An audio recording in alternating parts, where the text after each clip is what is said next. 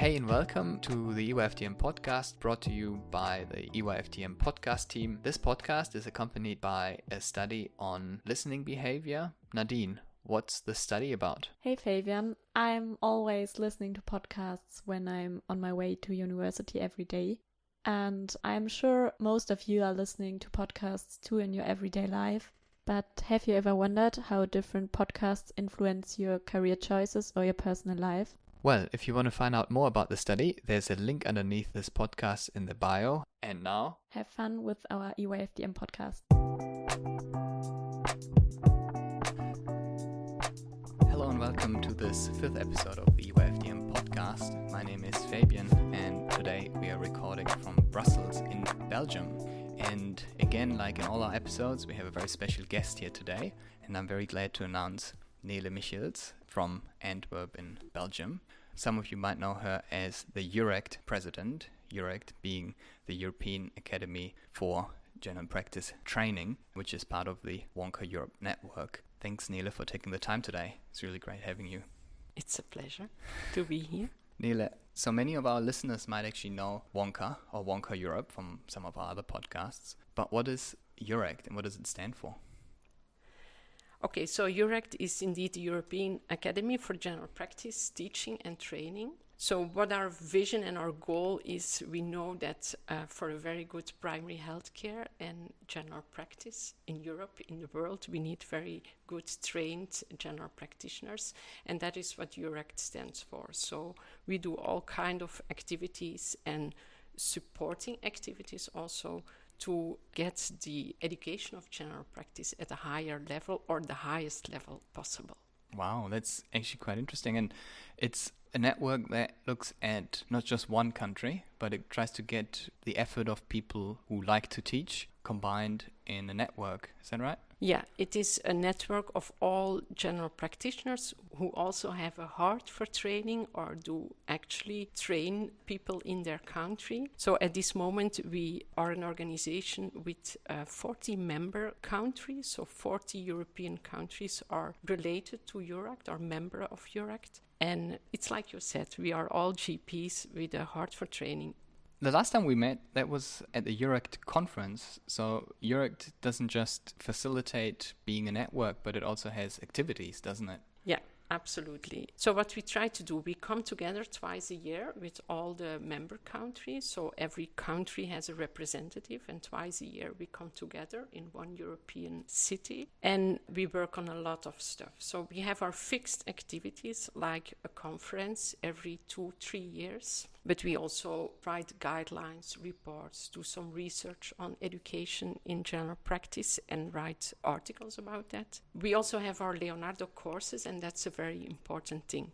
So we organize them on 3 levels so that GP trainers can become a competent trainer, proficient trainer, and also an expert trainer. So we have the 3 levels. And every year we try to organize one of the Leonardo courses, international courses.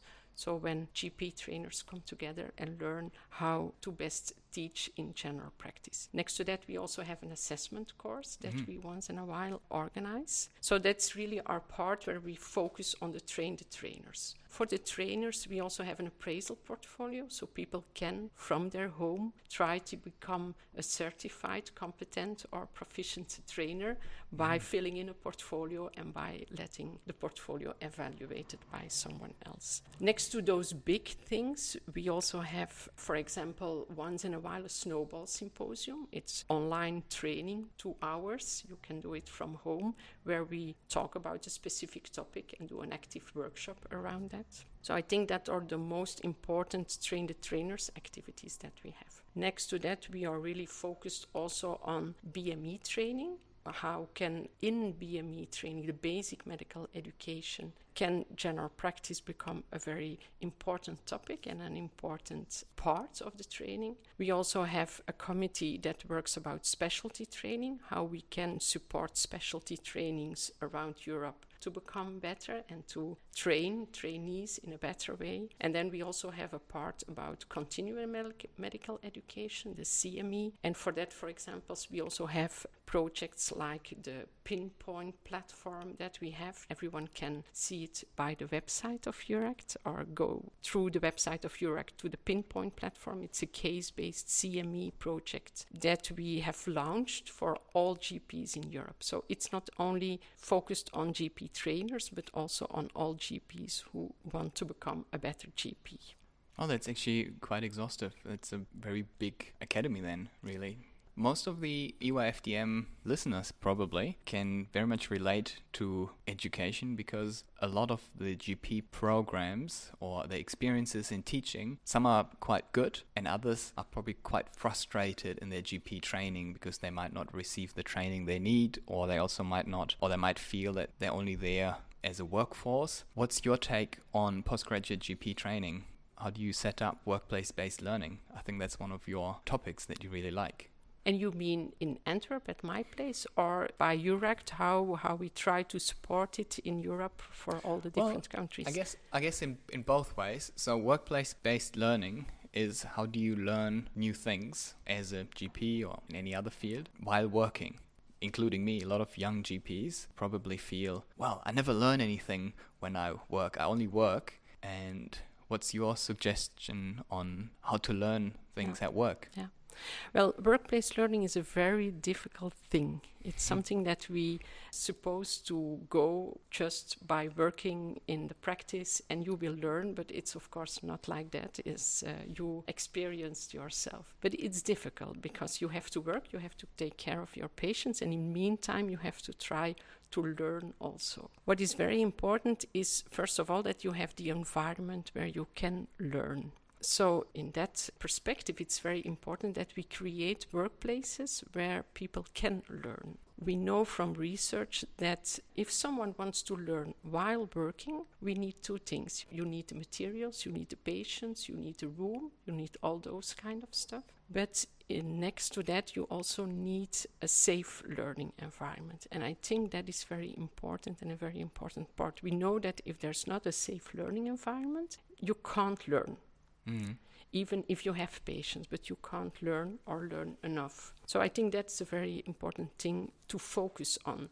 So train also the trainers there so that they make it a safe learning environment, an environment where you can learn, where you have the time to learn, but also the space to make faults and reflect on that and do it better, to talk about learning with your trainer, for example, to build in both formal moments of learning, but also informal moments of learning, be involved in all the organization of the practice. So there are a lot of things that you can focus on to make it safe and to make it a good place to learn. I heard a student a couple of weeks ago who said, I really learned a lot because I felt safe to feel stupid. And I found that was a very interesting quote, which probably summarizes what you just said. Yeah. You need to be at ease to actually ask something that you might need to know or that you might think is obvious to everyone else, but not for you. I think that's a very important element when I learned in my practice. Yeah. Because if you don't feel at ease, you never ask. You'll never ask. It is.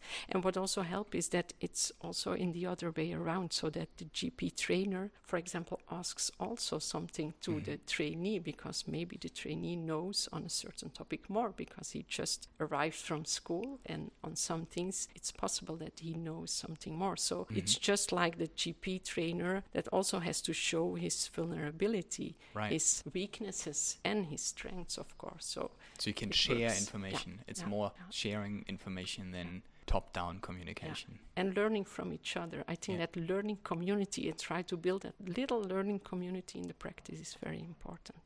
So I guess that is a very hard job for all the trainers who are listening.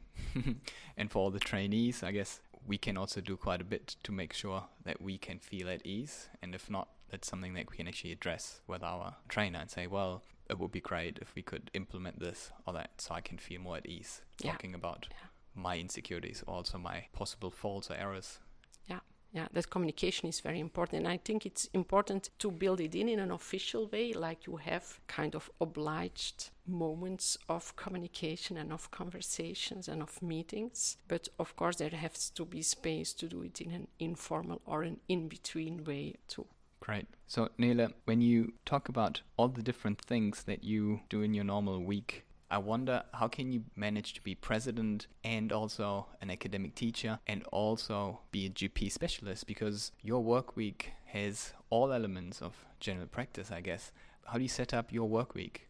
Well, that's a very good topic, I think. And before I answer, I think I have to say that it's not a fixed thing. It changes also during the years. So it's already been 20 years that I try to combine a lot of things, like being a GP, but like also being involved in academic things or EURACT. Or now I'm especially involved in the Inter-University Center of General Practice Education in Flanders, in Belgium. For a long time, I just saw in the beginning of my week, when do I have to be where? And I think in one day I did often a lot of things together, like being at the practice for a couple of hours and then go to the university and then go back to the practice, or being in the practice and have an online meeting in between, this kind of stuff. It worked for me for a very long time, and maybe it was even a challenge to do it like that, and it gives me energy. But now I become a little bit older too.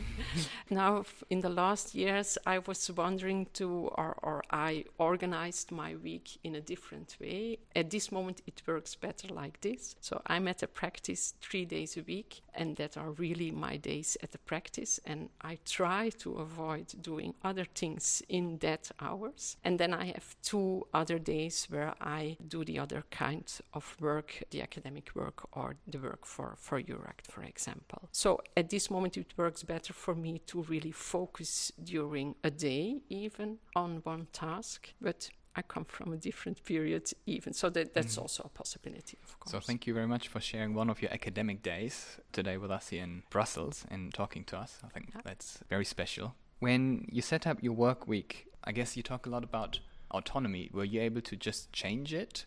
Were you just able to make that decision yourself, or was that a very hard choice? Many of the young GPs struggle to, for example, reduce their clinical hours or actually to get designated study days. Is that something that you could just set up?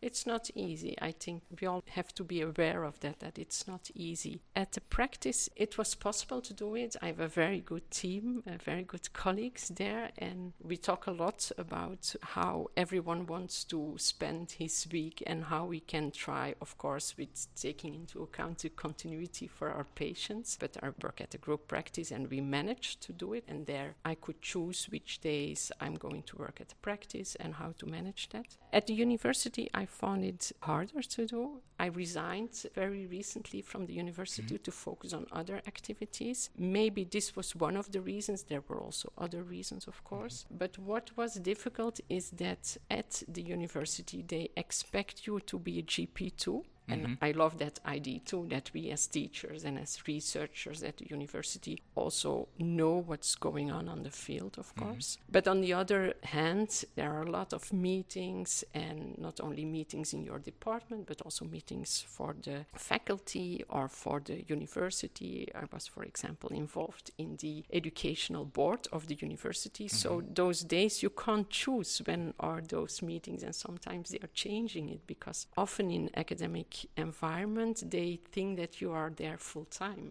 and so it doesn't matter when the meeting is, you can change your agenda, and that is more difficult when you have a practice. And when at a practice it works better if you are there, for example, on fixed days and have your consultations besides they are planned beforehand. So it's difficult to change sometimes. Yeah, I can imagine. And I guess other specialties have the big advantage that they will just have their department at the university hospital, whereas our patients, they don't tend to come to the university campus. No, it is. It is. So, Nele, we have a game that we tend to play in this podcast. Many of our listeners might already know it. It's 50 word pairs. We've adapted it from a German podcast, and we will ask you a total of 50 word pair questions, and in 10%, so 5 questions, you can always say skip or next, but the idea is to actually decide very quickly between the two, and some of them might be very specific to you, and if you want to say something or why you chose A or B, we can obviously talk about it afterwards. Are you ready for the game? Yeah, go ahead. Boom or Antwerp? Boom. Espresso or flat white? Espresso. Warm or cold? Warm. Walnut or cashew? Walnut. Pizza or pasta? Pasta. General practice or academia? General practice. General practice or family medicine? that's a difficult one because... You can always say skip. Yeah, skip. It gets better. Family medicine or primary care? Family medicine. EURACT or academia? EURACT. Lecture or skills lab? Lecture. Skills lab or general practice? General practice. Flemish or English? Flemish. Flemish or French? Flemish.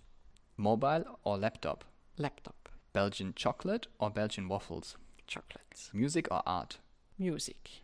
Belgian fries with or without mussels? Without.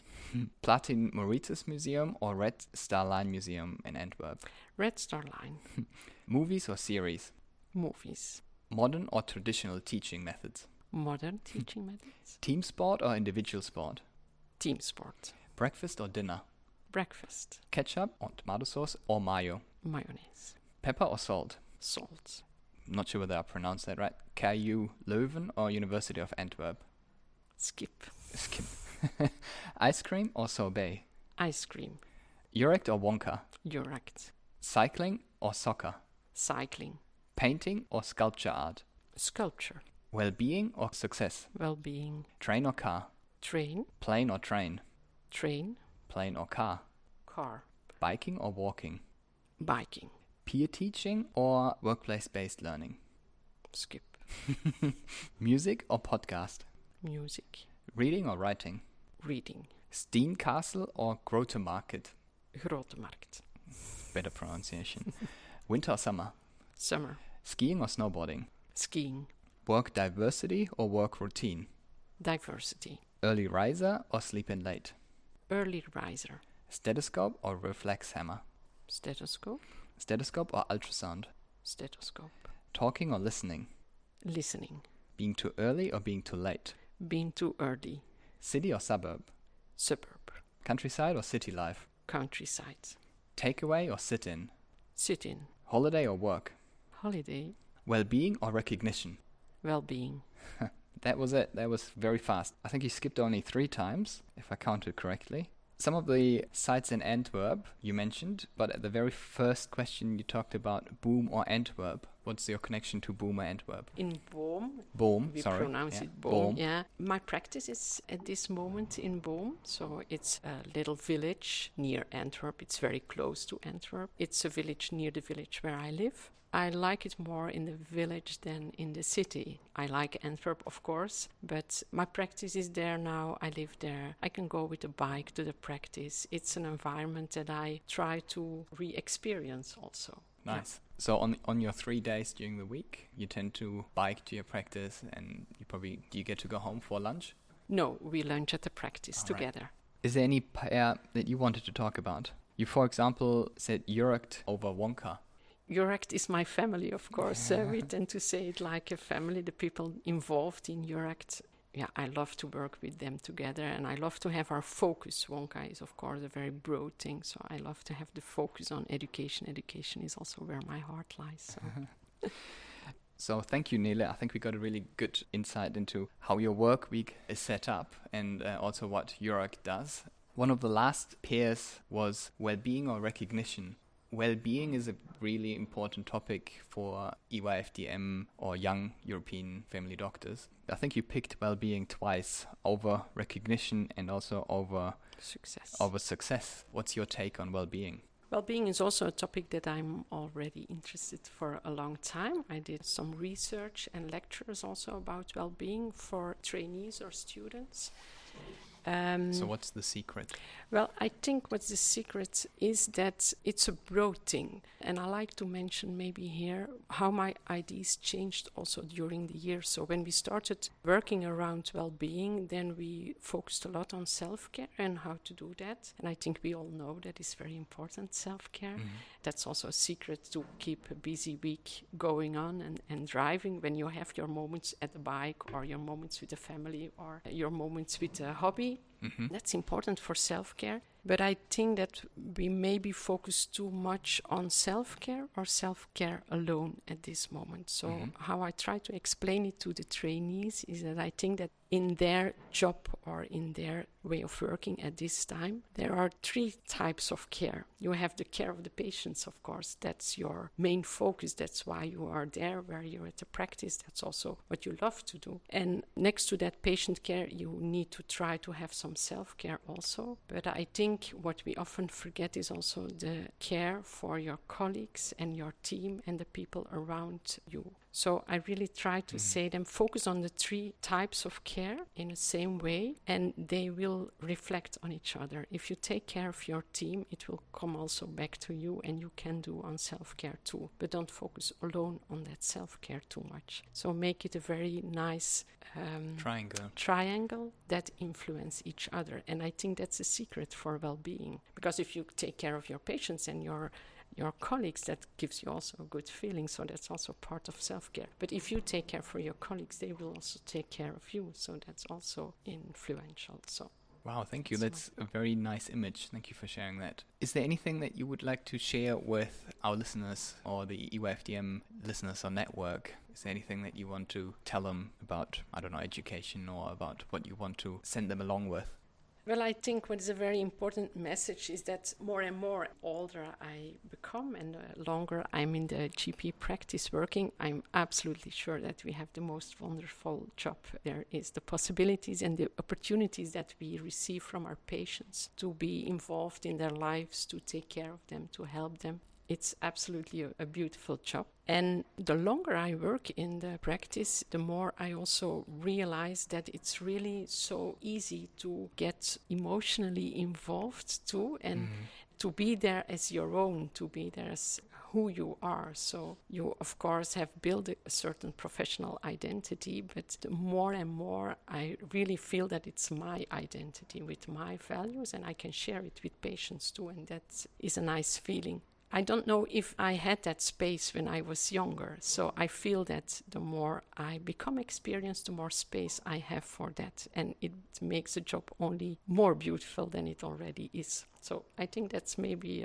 a message that I can give to the younger GPs. I know when you're young, you're often very busy with, am I doing all the things right? And will I not make faults? And it's sometimes very stressful. But the longer you are in the practice, the more you have a space for the other things too. And it's not only stressful. Of course, sometimes it stays stressful, but you get more space. On the other hand, I think, and I'm an example of that, for me, a full-time job as a GP would be too hard. I know that. I knew it from the beginning. It's a quite demanding job. So I need a variation or a diversity in my job too. Try to find that. Try to really find who you are, what are your values, and what you like to do. Do you like to develop other competences or build a network around you? Because that's possible when you do another kind of job next to being a GP. You can build up a network. Yeah, I think that's wonderful. I think that's very good advice. And it's definitely something I will try and include in my work week. And especially making sure that you have that diversity to actually be enjoying the time at the practice. And I really look forward to my long-term experience when I have a bit more time to get that perspective that you mentioned. So I would give as an advice, try to do maybe something next to your GP practice, and also because we need GPs doing also other things. We need them in education, we need them at political levels, at organizational levels, in research. So if you feel that you can do something else next to your practice, please be engaged and do it. Wow, thank you very much. I think that's really good advice, Nele. Thank you for sharing EURACT and how it works with all our listeners. And most of all, thank you for taking some of your academic day today to speak with us in this podcast. Thanks so much. You're welcome. It was a pleasure. Thanks.